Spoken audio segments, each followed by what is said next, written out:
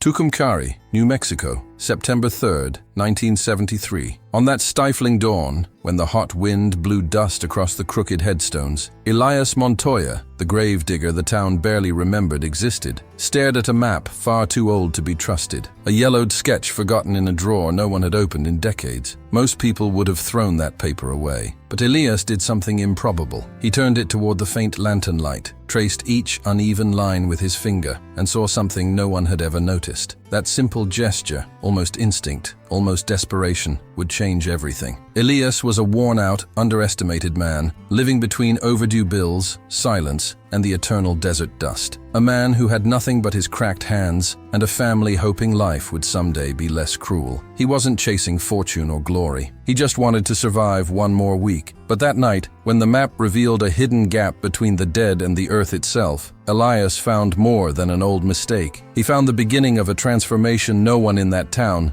not even him, would dare imagine. This is a story of small victories buried deep, of choices made in the dark, of doors that open slowly, and of how a single glance at a piece of paper can alter an entire family's destiny. Without giving away the rest, I'll just say this. Elias Montoya thought he was merely reviewing an old map. In truth, he was about to unearth the future. But before we continue with the video, tell me where you're watching from and what time it is over there. And don't forget to subscribe to the channel. The first thing you'd notice about that forgotten corner near Tucumcari wasn't the heat, it was the silence. A silence that felt older than the streets, older than the cracked wooden doors, older even than the cemetery where Elias Montoya spent most of his days burying strangers and fragments of himself. Every morning began with the same ritual, a cup of weak coffee that smelled more like warm water than hope, boots coated in desert dust, and the steady sound of a shovel cutting through dry soil. Thunk, thunk, thunk, like a heartbeat that refused to stop. Elias was 42, but life had carved deeper lines in his face than the years ever could. 20 years as the town's gravedigger had taught him two things: that poverty doesn't shout, it whispers, and that the dead rest easier than the living. His wife Marisol would watch him tie his worn belt in the dim morning light. "It's another long day," she'd whisper. Elias only nodded.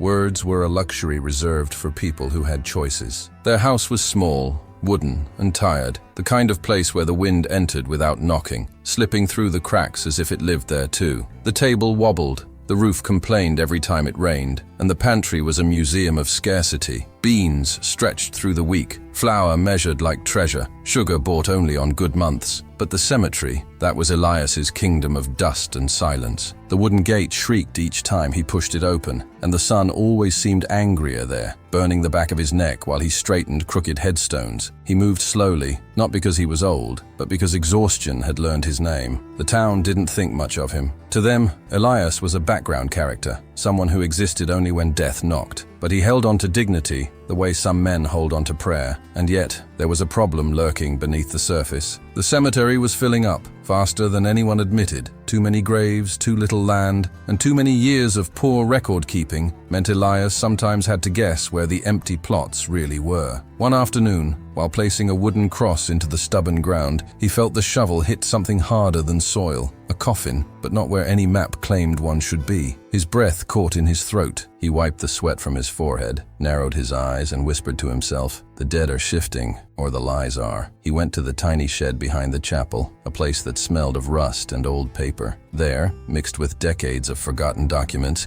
he found drawers swollen with humidity, papers stuck to papers, records written by hands long gone. He pulled one drawer hard, too hard, and it fell open, coughing out dust and yellowed sheets. In the clutter, one thing caught his eye, a folded, brittle map of the cemetery, one he had never seen. He opened it slowly, like someone peeling back time itself. Sections were marked that didn't exist anymore, plots drawn where now there was nothing but weeds, empty areas, supposedly empty. Elias felt a shiver travel down his spine. He wasn't a greedy man, never had been, but hunger sharpens the eyes, and poverty teaches you to notice what others ignore. He touched the paper with calloused fingers. There was more land here than anyone knew, or more precisely, more land than anyone had bothered to remember. The kind of mistake the poor rarely get to benefit from. He folded the map carefully and slipped it into his pocket, heart beating faster than it had in years. The wind blew hard across the cemetery, lifting sand and whispering something he couldn't quite understand. Maybe it was warning him, maybe it was inviting him. But one thing was certain. Before the next sunrise, Elias Montoya would see the cemetery and his own poverty with new eyes. The desert sun had a way of bleaching everything: wood,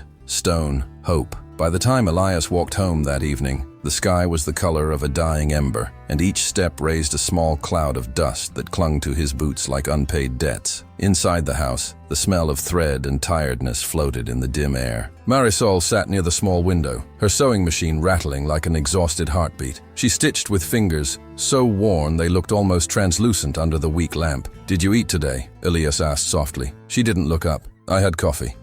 The poor man's way of pretending he wasn't hungry. Their son, Mateo, barely 12, burst through the door carrying a bucket half filled with melting ice, what little he hadn't managed to sell on the street. "The sun killed most of it," the boy murmured. Elias ruffled his hair, though the gesture hurt him more than it reassured. This was the life they knew: work, sweat, and coins that never quite added up. The kind of existence where the bills arrived like vultures, circling, waiting, knowing the family had nowhere to run. That night, after a dinner too small to be called a meal, Elias sat at the table and spread the cemetery map under the flickering lamp. He ran his thumb along the borders of the unused land the town had forgotten, land no one cared about. Marisol watched him from across the room. "What are you looking at, Elias?" "Just old mistakes," he said. But inside, something sharper stirred. The next morning at the municipal office, Elias waited outside the administrator's room. The building smelled of dust and stale authority. When his turn came, the administrator, a man with a mustache thick enough to hide a year's worth of lies, barely looked up. "What do you want now, Montoya?" "A raise,"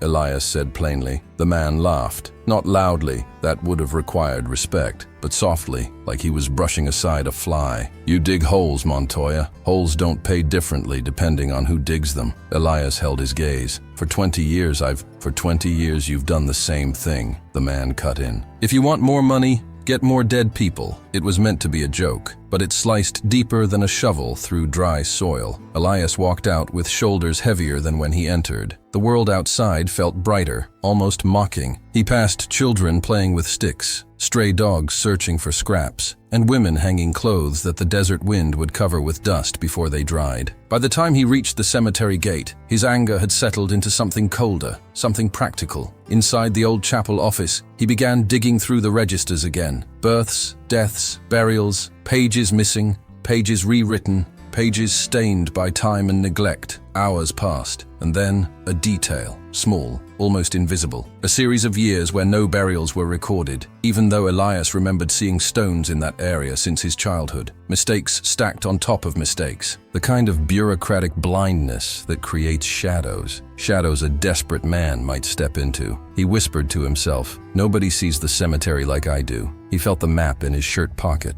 close to his chest like a second heartbeat. As the sun sank behind the ridge, the air cooling just enough to breathe, Elias locked the chapel door and walked home, his mind racing faster than his feet. The house greeted him in its usual way, quiet, tired, faithful. Marisol was folding clothes when he walked in. She looked at him, really looked, as though she sensed the shift inside him. "Elias, what's happening?" He sat beside her, rubbing his palms together, rough palms, carved by years. "Something's wrong in that cemetery," he said. "Or maybe something's right, and nobody ever noticed." Her eyes softened with fear. "Don't do anything foolish." He kissed her forehead gently. "I'm not thinking of foolish things," he whispered. "I'm thinking of survival." That night, while his family slept, the wind scratched at the windows like a restless spirit. Elias lay awake, staring at the ceiling, hearing the administrator's words echo inside his skull. Holes don't pay differently. He clenched his jaw. Maybe that man was wrong. Maybe the right hole, in the right place, could change everything. And as the moon climbed over Tucumcari, pouring silver light across the desert, Elias made a silent promise to himself. He would find a way to turn those forgotten shadows into the first real chance his family ever had. Before dawn, he already knew. The map was not just paper, it was a door he intended to open. The next morning, the desert woke up slow, like an old man stretching his bones. The sky bruised from purple to gold,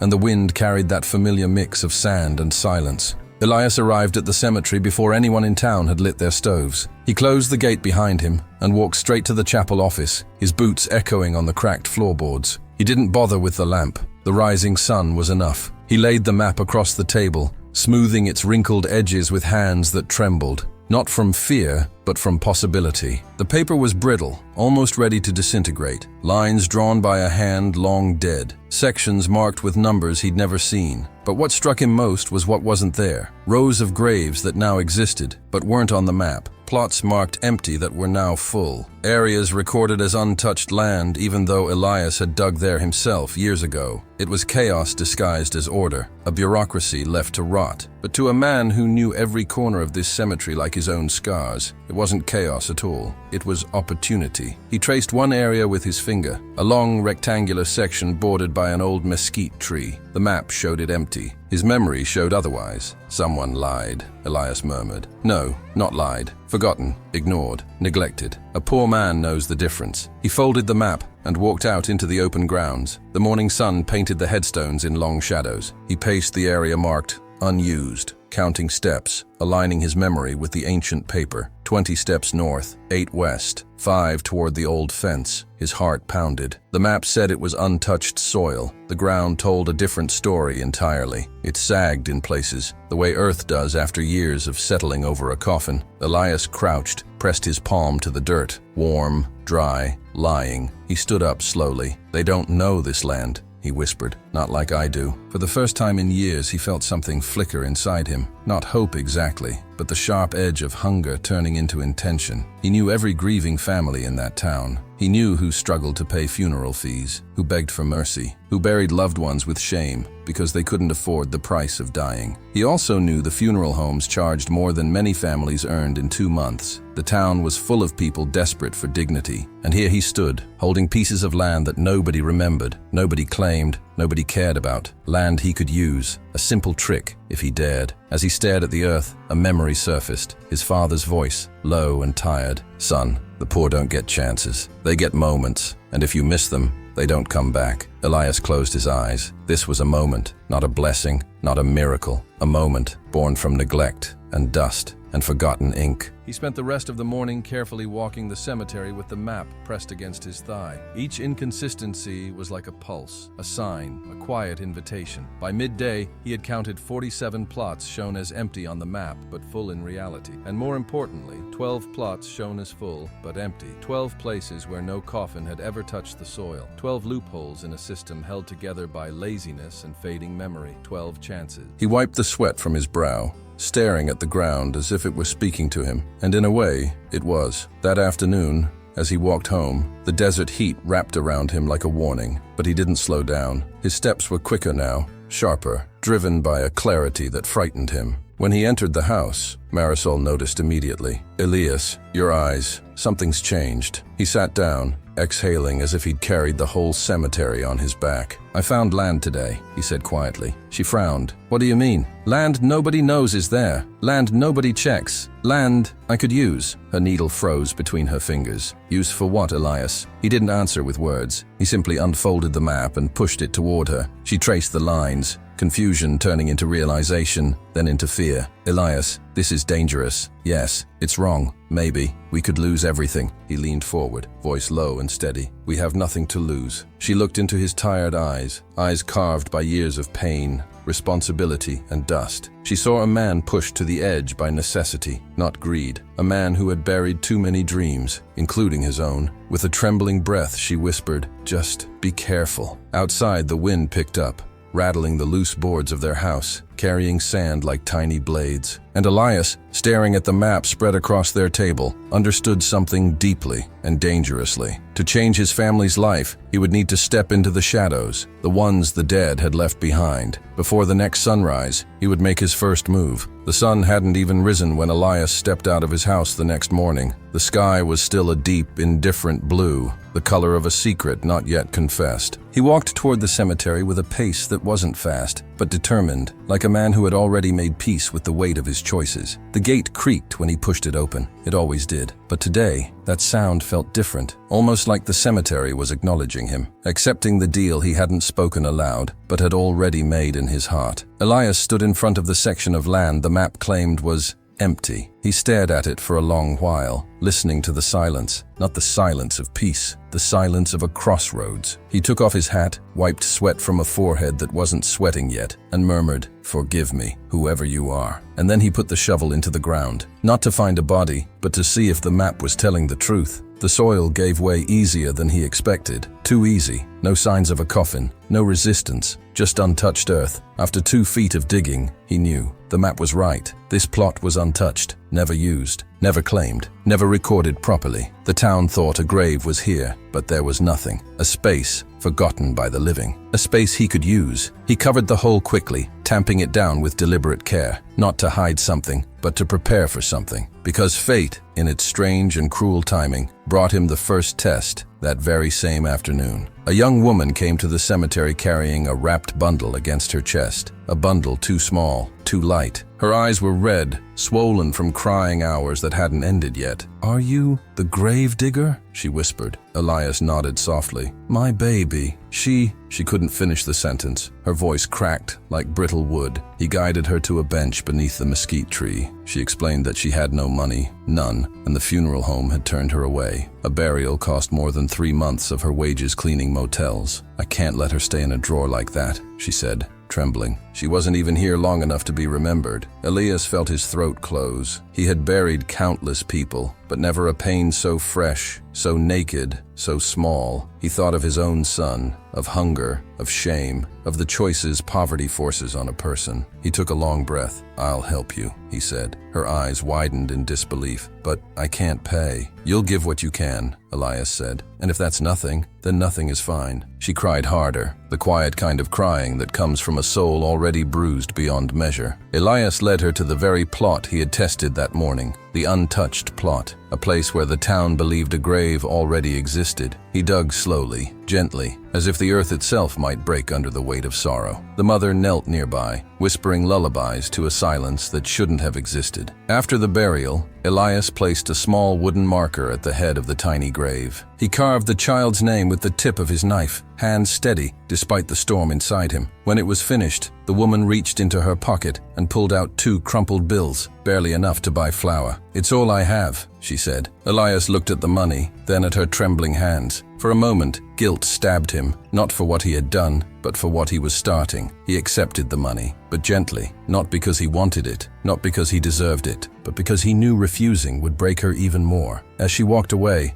the desert wind picked up, carrying sand over the fresh soil. Elias stood there for a long time, staring at the grave that wasn't supposed to exist. He whispered to the earth, "Today, I did what the world wouldn't." It was not greed, it was survival, and it was compassion, twisted, improvised, imperfect. But it was also the beginning. Word spread quietly in the following days. People who couldn't afford funerals began whispering Elias's name. Families with nowhere to turn. People who wanted dignity for their dead but had been priced out of it. And every time someone came, Elias remembered the first grave, the one that changed everything. But change never comes alone. A week later, as the sun dipped behind the desert hills, Elias heard footsteps behind him as he locked the cemetery gate. A man stood there, tall, broad, expression unreadable. "You Montoya?" he asked. Elias tightened his grip on the lock. "Yes." The man stepped closer, shadows stretching long across the ground. "I heard you help people." Quietly. Elias didn't speak, didn't nod, didn't confirm. Silence was safer. The man pulled a small envelope from his coat and placed it in Elias's hand. "This is for you," he said. "No questions, no paperwork, just a place to bury someone tomorrow." Discreetly, Elias felt the weight of the envelope. Money, more than he'd ever held at once. The man turned to leave. But before he stepped into the darkness, he said something that chilled Elias more than the night air. "Don't worry, Montoya. I know how to keep a secret." The wind blew cold. The cemetery creaked behind him, and Elias realized the first grave had opened a door he could no longer close. The envelope sat on Elias's kitchen table like a living thing, breathing tension into the room, casting a shadow larger than its size. He hadn't opened it yet. He didn't need to. The weight alone told him this was no small payment and no small problem. Marisol eyed it from the stove, hands trembling as she stirred a pot of beans stretched thinner than dignity itself. "Elias, what is that?" He didn't answer right away. He sat down slowly, the chair creaking under a burden heavier than his body. "It's work," he finally said. She stopped stirring. "Work doesn't come in envelopes." He ran a hand across his face. "This one does." Matteo watched from the corner, pretending to carve shapes into a piece of scrap wood, but his young eyes absorbed every word. "In poor families, children learn early. Silence carries meaning." Marisol stepped closer. "Elias, are you doing something dangerous?" He met her gaze, tired eyes meeting tired eyes, and whispered, "I don't know yet. Not a lie, not the truth. Just the space in between where survival lives." The next morning, Elias arrived at the cemetery before sunrise, envelope tucked inside his coat. The desert air was cold, carrying the smell of dust and something else. Anticipation, maybe, or warning. The man from the night before was already waiting, tall, broad, wearing a worn coat, and the kind of stillness men develop when they've lived through more violence than peace. "Morning, Montoya." Elias nodded. "Where?" The man pointed toward a covered wagon parked discreetly near the back fence. Elias approached,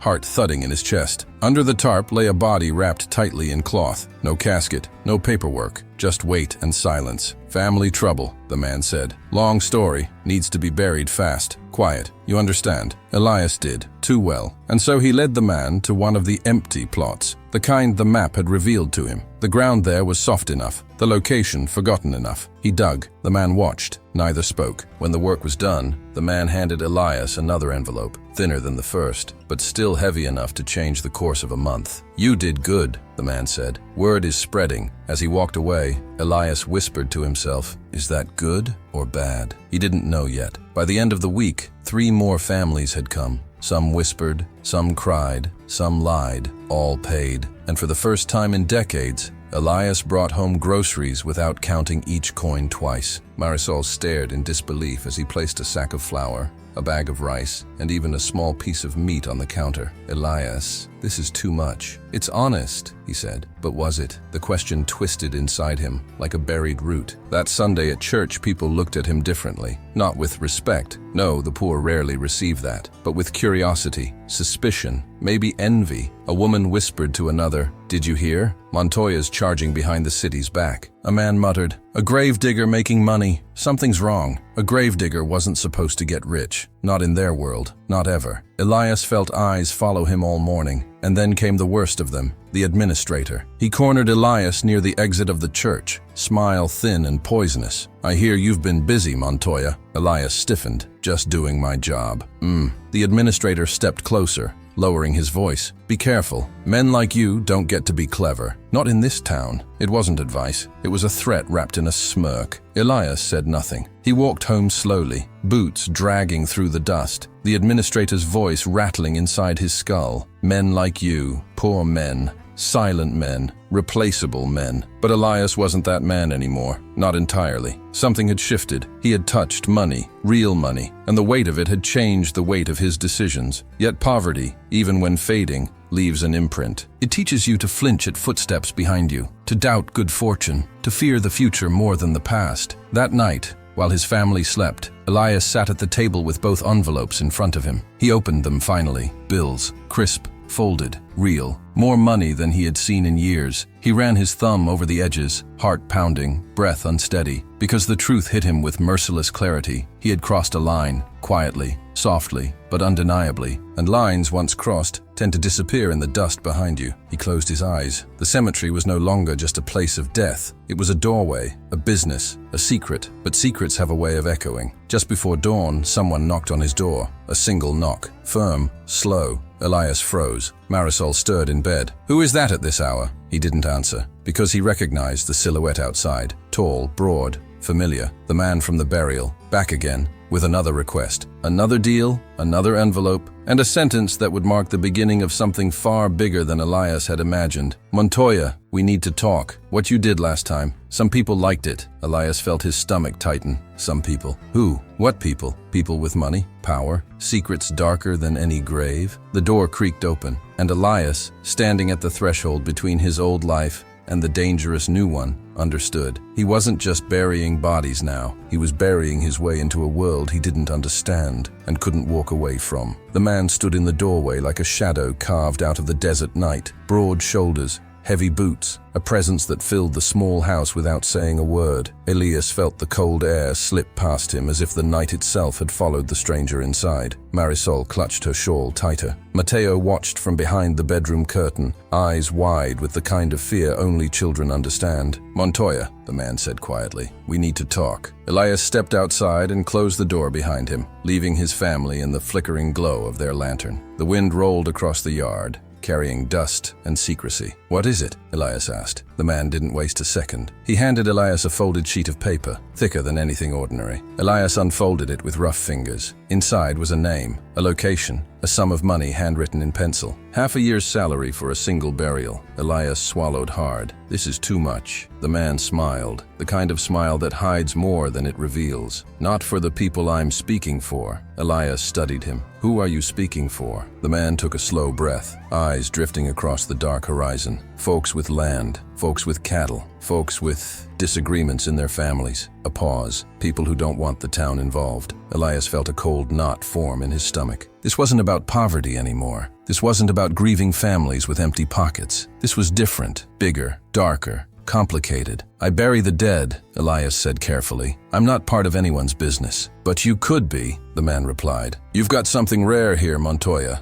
Silence, and land that doesn't exist on paper." He stepped closer. "The kind of land certain people pay a lot of money to use." Elias tightened his grip on the paper. "Why me?" The man shrugged. "Because you don't ask questions, because you work clean, and because no one in this town cares enough about you to notice your pockets getting heavier." The words stung more than any insult. They were true. Elias had lived invisible for so long that even his rise would go unnoticed, unless he stumbled. The man took a deep breath. "You'll bury a man tomorrow. No coffin, no records. We want it quiet." Elias stared at him. What did he do? The man lifted one eyebrow, amused. "You said you bury the dead, not judge them." He pressed an envelope into Elias's hand. Not thick this time, but dense, like it was packed tight. "Half now, half after." Elias looked down at the money, then back at the man. "If I say no?" The man's smile faded. "You won't. Not because you can't, but because you shouldn't." His voice dropped. "Your family needs this, and we need you." With that, he stepped back into the shadows and disappeared, leaving Elias alone in the cold, desert wind. Inside the house, Marisol waited with knitted brows and trembling hands. What did he want? Elias put the envelope on the table. The sound it made, thick, heavy, filled the room like a confession. "For me to dig," he said. Marisol stared at him,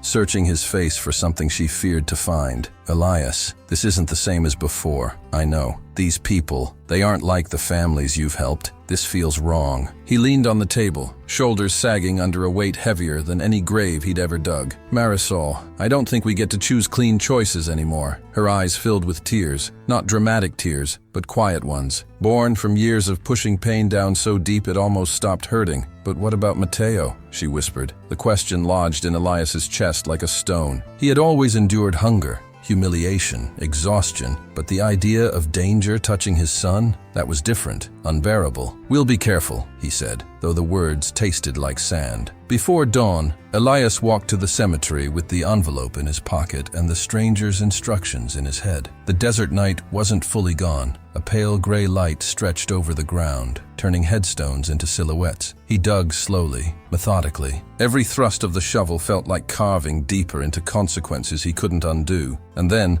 as if summoned by the scrape of metal on dirt, the man returned, dragging something heavy wrapped in canvas. They lowered the body together. No prayer, no name. Just the dull thud of earth swallowing a secret. When it was done, the man handed Elias the second envelope, thicker than the first. "You did good," he said. "We'll be in touch." Elias watched him disappear into the dawn, leaving tire tracks in the dust. The sun rose slowly, lighting the grave that shouldn't exist, the money he shouldn't have, and the future he could no longer escape. He whispered to himself, "You've gone too far to turn back." And the wind, cold, sharp, almost knowing, swept across the cemetery as if to answer him. "Yes, and deeper still you will go." The money came quietly at first, a few envelopes, a few requests whispered through clenched teeth and late-night knocks. But in towns like Tucumcari, money never stays quiet for long. It changes a man's posture, the way he walks, the way he fills a room. It sharpens his eyes. It makes neighbors curious, and curiosity was dangerous. By late summer, Elias Montoya had buried more bodies than the official records could explain, and far fewer than the unofficial ones. Each burial carved deeper into the invisible world he had stepped into, a world where grief had a price and silence had value. He noticed it first in the way people looked at him at the market, not with suspicion, not yet, but with calculation, as if they were asking themselves, how is the gravedigger buying real meat? How did he afford new boots? How does a man like him suddenly walk like he has something to lose? Elias kept his head down, but inside, fear and necessity fought a quiet war. Then came a stranger, not the tall man, someone new. He arrived on a hot afternoon when the sun beat down on the cemetery like punishment. Elias was repairing a crooked headstone when he heard footsteps, slow, confident, heavy. "Montoya?" the man asked. Elias stood, squinting against the glare. The man wore a clean hat, polished boots, and a suit that didn't belong anywhere near dust. "You've been recommended," the man said. Elias felt a shiver crawl up his spine. "Recommended for what?" "For your discretion." That word again. The kind of word that opens doors and digs graves. The man stepped closer and looked over the cemetery, as if inspecting merchandise. "I represent families who prefer certain matters to remain private." He paused. "You understand?"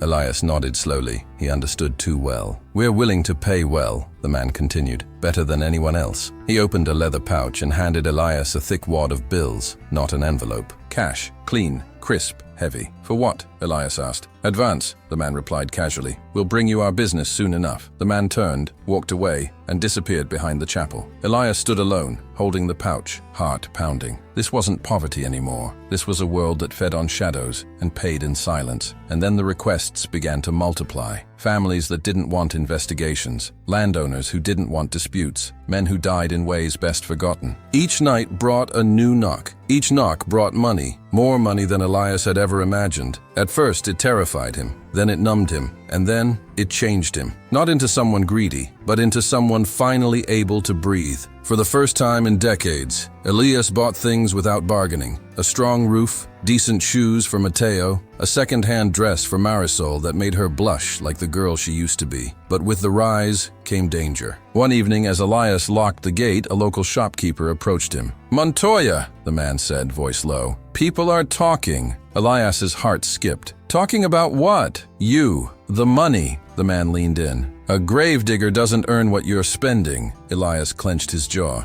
"I'm helping families, that's all." The shopkeeper raised an eyebrow. "And they're paying you in cash? In amounts that large?" Elias didn't answer, because silence was safer. He walked home quickly, the desert wind slicing across his face like a warning. Inside the house, Marisol noticed immediately. "Elias, what happened?" "People are noticing," he said, "and I don't want them to." Marisol took his hands, studying his calloused palms. "Then maybe stop," she whispered. Elias let out a bitter laugh, quiet, pained. "Stop? Marisol, do you want to go back? Back to counting coins? Back to skipping meals? Back to our son thinking hunger is normal?" She lowered her eyes, because they both knew the answer. But comfort does not erase consequence. The next day, the administrator appeared at the cemetery, unannounced, smiling, which was never good. "Montoya," he said, walking with forced casualness. "I've been hearing interesting things." Elias kept working, deliberately avoiding eye contact. "About families burying their dead quietly, cheaply, quickly." He paused. "And you being involved." Elias tightened his grip on the shovel. "I do my job."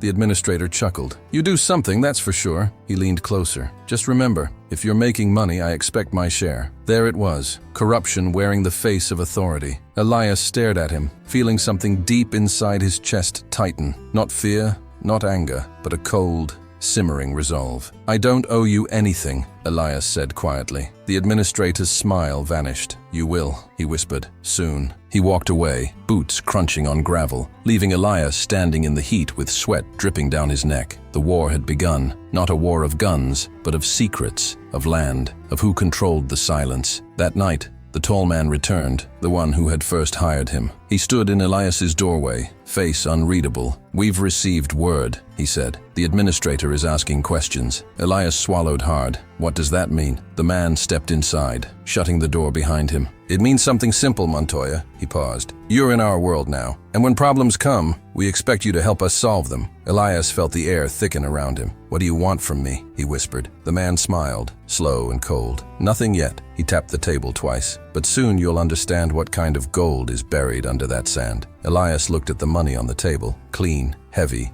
lifeless, and for the first time since this began, he felt truly afraid. Because the cemetery no longer held just the dead. It held secrets, and secrets, unlike bodies, don't stay buried. The sun rose that morning with a strange heaviness, as if even the desert sky sensed something was shifting beneath the sand. Elias walked toward the cemetery with a knot in his stomach, the taste of dread lingering like metal on his tongue. He had buried bodies in silence, taken money he never expected, crossed lines he swore he'd never approach, and now the consequences were finally stepping out of the shadows. When he arrived, the gate was already open, and not by him. Inside, two men in stiff shirts and city shoes were pacing across the grounds, clipboards in hand, pointing at headstones like tourists inspecting ruins. Behind them, leaning against a truck, with the smugness of a man who believed he'd already won, stood the administrator. Elias froze. Auditors, the one word that could turn his world to dust. The administrator smiled when he saw him, a smile sharpened by opportunity. "Morning, Montoya. We're doing a little inspection." Elias's throat went dry. "Since when?" "Since we received complaints," the administrator said, folding his arms. "People say graves aren't where the records say they are. Families are confused. And, well, since you keep showing up with more money than a gravedigger should have, it seemed wise to check." The auditors walked toward him. "Mr. Montoya," one said, "we'll need your cooperation today. We have several plot discrepancies that require clarification." Elias forced himself to steady his breathing. "Of course," he murmured, but inside, panic clawed at him. He had buried bodies in places where, according to the map, coffins already lay. He had used empty plots the town believed were full. He had covered tracks with careful soil and silence. But tracks have a way of surfacing, especially when strangers dig. For hours, Elias followed the auditors around the cemetery. Every time they pointed at a plot number, his heart pounded. Every time they checked their charts, he felt sweat drip down his back. He prayed, not to avoid punishment, but for the earth to keep its secrets. But the earth, like truth, has limits. Near midday, one of the auditors frowned at a plot near the old mesquite tree, the first empty grave Elias had ever used. "This one," the auditor said. "Records show a burial here in 59, but the marker is brand new." Elias swallowed. "It was damaged. I replaced it." The auditor knelt, brushing sand aside. "Strange. Ground looks too soft for a grave this old." The administrator stepped forward, voice dripping with false concern. "Montoya, why would the soil look freshly turned?" Elias opened his mouth, but nothing came out. The auditor drove a probing rod into the earth. Elias's chest tightened as the rod sank effortlessly, too effortlessly. Not enough resistance, not enough compacted soil, not enough time. The auditor stood, narrowing his eyes. "This grave is nowhere near 60 years old." The administrator's smile widened like a blade. "Interesting." Elias felt the world closing in. Heat, sand, suspicion pressing in from all directions. But fate, as unpredictable as desert storms, intervened in a wild, terrifying way. A sudden gust of wind swept across the cemetery, fierce enough to shake branches, scatter papers, and roll dust across gravestones like a living thing. The auditors covered their faces. The administrator cursed, stumbling backward, and in that chaotic moment, Elias saw a chance. "Sandstorms are coming," he said loudly. "You won't get accurate readings today. The ground shifts. You know how this land is." The auditors hesitated. Wind howled again, lifting their charts and sending them scrambling. "Let's continue tomorrow," one finally said. The administrator tried to protest, but the auditors were already retreating toward their truck. Elias stood in the storm, dust stinging his skin, heart hammering in his chest. Tomorrow. He had until tomorrow. Only a few hours to protect everything. When the auditors left, Elias locked the gate behind them and sprinted across the cemetery. His hands shook as he grabbed tools from the shed. He knew the land better than anyone. He knew how to disturb soil just enough to confuse an inspection, how to mimic age with the right layering of sand and moisture. He dug, repacked, shifted markers, adjusted headstones, worked with frantic precision. The sun fell hard behind the horizon, but he didn't stop. not when his hands blistered, not when sweat dripped into his eyes, not when fear pressed against his ribs like a stone. He worked because stopping meant ruin, stopping meant jail, stopping meant losing everything he'd clawed his way to give his son a chance to live without hunger. By the time the moon rose, the cemetery looked older than grief itself, but exhaustion carried a price. Elias was still working near the back fence when he heard footsteps, soft, deliberate, unmistakably familiar. He turned. The tall man, the one who had dragged bodies in canvas, approached through the moonlight. "You made a mess for yourself," the man said calmly. Elias's chest tightened. "They're coming back tomorrow." "I know." The man stepped closer, eyes glinting. "And that means you need to listen very carefully." Elias wiped dirt from his brow. "What do you want?" The man leaned in, voice low as a grave. "We're going to help you." A pause. "But when this is over, you're going to help us." Elias felt the chill of real danger settle into his bones. "What do you mean?" he whispered. The man smiled. Slow, knowing, final. "You're useful, Montoya. More useful than you realize. And after tomorrow, you won't just be working for yourself anymore." Elias stepped back, heart pounding. "You're saying I owe you?" "Oh no," the man said. "I'm saying you're part of something now." He motioned toward the cemetery around them. "Tomorrow decides everything. For your freedom, for your family, for us." The man turned to leave but stopped at the gate, looking over his shoulder. "Remember, Montoya, Earth can hide many things, but it always asks for a price." Elias watched him disappear into the night. The wind fell silent, and for the first time, Elias felt that the cemetery, his sanctuary, his survival, had turned into something else entirely. Something hungry, something demanding, something that would no longer let him go. The next morning, Elias woke before the sun, if he had slept at all. His body felt like one enormous bruise, but he forced himself up, splashing cold water on his face until his reflection looked steady enough to move. Outside, the desert sky was a dull, gray-blue bruise, as if the whole land was holding its breath. Today would decide everything. He walked toward the cemetery with a pace that wasn't fast, but had no hesitation. His hands still shook, his stomach burned with hunger and dread. But his jaw was set with the determination of a man who had run out of choices long ago. When he reached the gate, the auditors were already waiting. Clipboards ready, hats pulled low, expressions cold, and standing behind them, arms crossed and smirking like a vulture circling a dying animal, was the administrator. "Morning, Montoya," the administrator said. His tone dripped with satisfaction. "As promised, we're continuing where we left off." Elias nodded and led them inside, praying the work he had done in the dark would hold. He stayed silent while they inspected plot after plot, stabbing rods into the ground,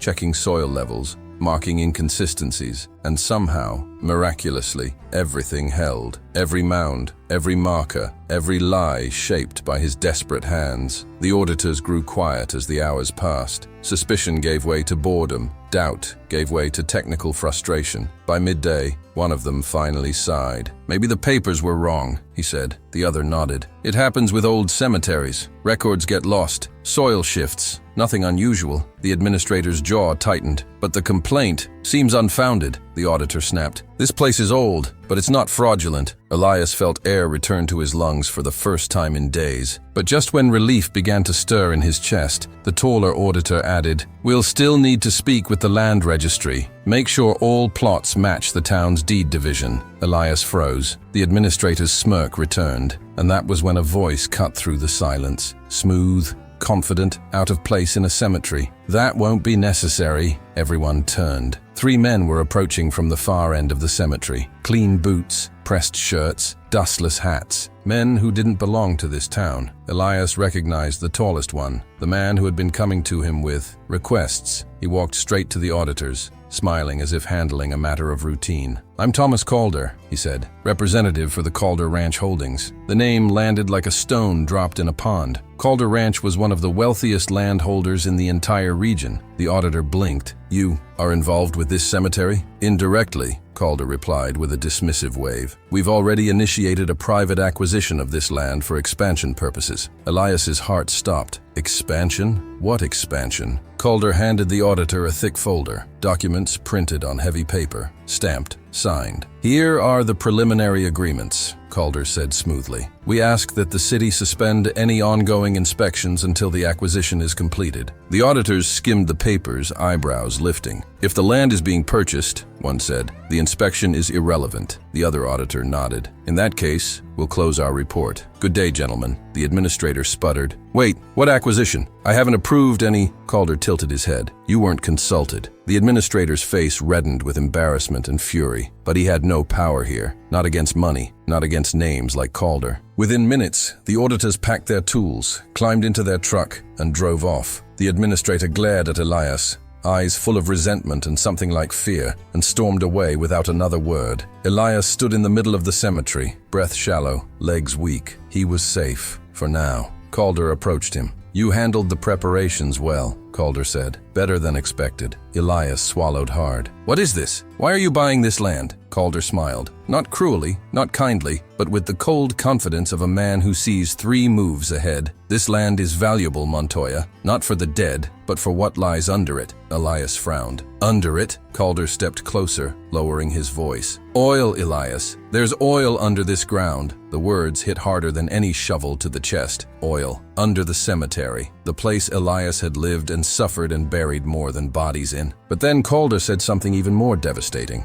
And you're the reason we found out. Elias blinked. What? Me? Calder nodded. Your unorthodox burials made us review the land records. That led us to older maps, which led us to geological surveys, which led us here. Elias stared, unsure whether to be horrified or relieved. And what do you want from me now? Elias asked. Calder extended a leather folder. You're going to sign a transfer agreement. Elias's hands trembled as he opened it. He expected conditions, threats, maybe even demands to keep quiet. But instead, there was an offer, a real one. The Calder Group was offering Elias Montoya $812,000 for his assistance, silence, and transitional cooperation during the acquisition. The number blurred in his vision. 800,000, he whispered. Yes, Calder said. Paid in installments to avoid suspicion. Elias felt his breath break, tears burning behind his eyes. Why, he whispered. Why pay me this much? Calder shrugged lightly. Because you made this whole thing possible. And because men like you, he paused, don't have the luxury of being ignored anymore. Elias closed the folder, fingers trembling. He thought of the years of hunger, the nights of shame, the laughter of the administrator, the disappointments, the burials, the poverty that had carved itself into his bones. He looked at Calder, then down at his dirt-covered hands. Hands that had always dug graves, and now were being offered away to bury poverty itself. Where do I sign? He whispered. Calder smiled. Right here, Elias signed. And with one shaky stroke of a pen, he changed 3 generations of his family forever. The night Elias signed the agreement, the desert was unnaturally still, as if the wind itself was holding its breath, waiting to see what a poor gravedigger would do with a fortune he had never imagined. He walked home slowly, the leather folder tucked beneath his arm like a newborn secret. His boots pressed deep into the sand, leaving a trail that seemed to glow under the moonlight. Each step felt foreign, as though he were a man learning to walk again. When he opened the door, Marisol looked up from the table, her hands clasped tight, face tense with worry. Mateo sat beside her, eyes wide, sensing something monumental had shifted. Elias, what happened? He set the folder gently on the table. Marisol stared at it, at the weight of it, and whispered, Is that money? No, Elias said softly. It's more than money. He opened the folder. The air in the room changed instantly, thicker, heavier, charged with disbelief. Marisol pressed a hand to her mouth. $800,000? She swayed slightly, as if the number itself had pushed her. Mateo looked at his father with awe, confusion, and fear. Elias sat down, exhaustion crushing him from all sides. I didn't ask for this, he whispered. I didn't look for it. It came because the world forgot this land, because they forgot us. Marisol touched his hand, gently, tenderly, as if reaching for a man she had known her whole life, but was seeing for the first time. Elias, what did you do? He closed his eyes. I dug, he said, like I always have. Only this time, I dug in a place that led us out. The following weeks unfolded in ways Elias could barely comprehend. His first installment arrived quietly. A clean check, crisp and formal, addressed to Mr. Elias Montoya. He held it like a foreign object, a thing from another world. He didn't cash it immediately. For days it sat on the table, as if he feared touching it would make it vanish. But hunger was a familiar enemy, and responsibility a louder voice. And so one morning, with trembling hands and a pounding heart, he walked into the bank, a place where he'd only ever entered to ask questions, never to make deposits. The teller stared at the amount, then stared at Elias. then called a manager. Within minutes, the bank's staff treated him differently, not with kindness, but with attention. Respect disguised as routine. The poor noticed these things. With the money, Elias bought a house. Not extravagant, but sturdy. A home that didn't creak with every wind gust. A roof that didn't leak. A kitchen where Marisol could cook without counting every grain of rice like a prayer. He paid off old debts that had haunted his family for years. He bought Mateo new clothes. Real clothes, not mended rags. And books the boy devoured like someone starving for knowledge. One evening,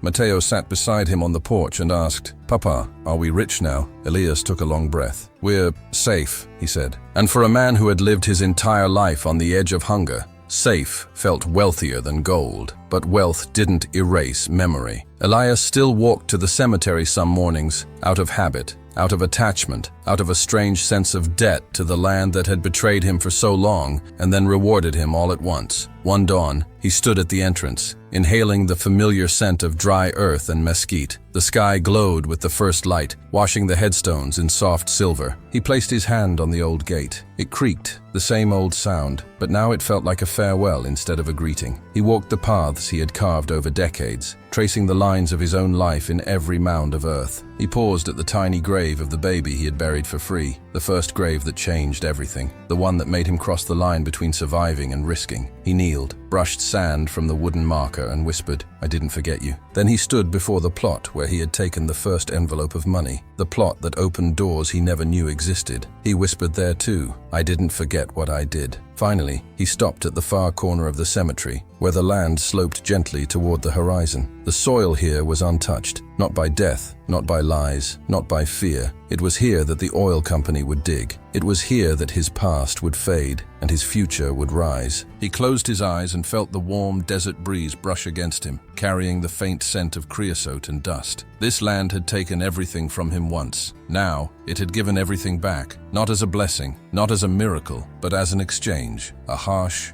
ruthless, fair exchange. He spoke aloud, voice steady. "I buried poverty with my own hands, and it's going to stay buried." Years later, people in town would whisper about the Montoya family. Some called it luck, some called it corruption, some called it destiny. But those who knew the truth, the few who dared speak of it, said something different. They said the cemetery had changed Elias, and he had changed the cemetery. They said a man who digs long enough eventually finds more than bones. They said the desert rewards only the ones who know how to listen to its silence. And they said that in 1973, a poor gravedigger walked out of the dust with $800,000 and left behind the life that had tried to bury him.